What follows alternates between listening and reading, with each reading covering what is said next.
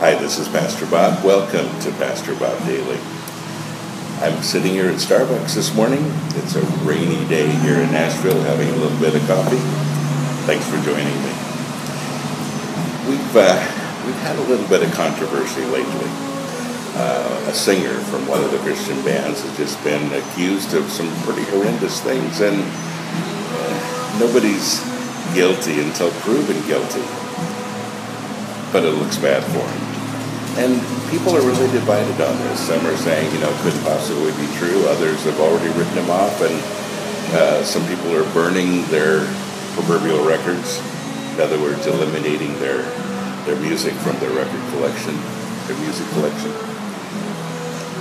And the emotions and the judgment really runs the gamut. How are we supposed to feel about something like this when it happens? And I get all of this mail from people saying, what do you think? Do you know any inside information? And then many people, how should we pray about this? And, those are all legitimate questions. But, I want to take it one step further. We really talk about sin in a way that we kind of feel like it's everybody else's problem and we're all right. And that's not true, is it? You and I both have problems, and some of us have more extreme difficulties than others do.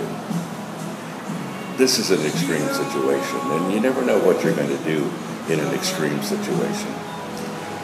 But here we are.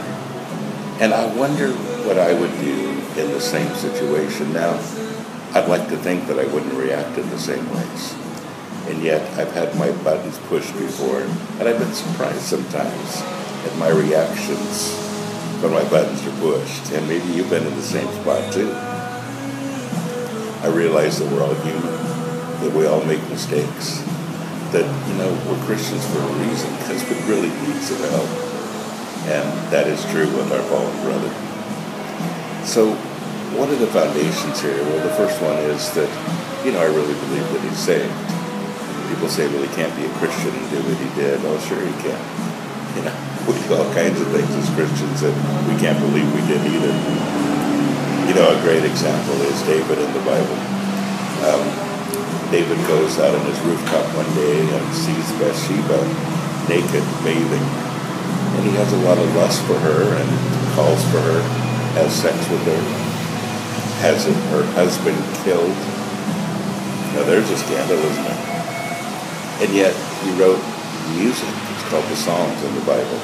And, we quote from it and sing from it all the time. So much for getting rid of albums and music collection now. I'm sure there are some people that thought that he was disqualified as well. God never did. And that's the bottom line. Now, even though we have difficulties, even though there are times when we feel like we've blown it way past the point of any kind of redemption, God is always a God of second chances. Don't you love that? In other words, there's nothing so extreme that he can't reach us. Not anything in our lives that he can't redeem us. It's his death on the cross that does that. So I hope when you think of our fallen brother, when you remember his situation, when you think of him sitting there in jail, that you will pray for him, that God will give him strength, that God will give him wisdom, and he has God's forgiveness. Folks, I love walking in grace. I realize that there's a lot of things that I've done in my past that I'm really not happy with. If I could go back and redo them, I would in a second. Not that they were illegal, but they're just things that I wish I would have done differently. And I'm sure that he's feeling that remorse right now too. But God is the God of second chances. We hear that all the time, but man, is it true. I'm living proof of that. You probably are too. And I'm just praying for God to really move through this situation as well.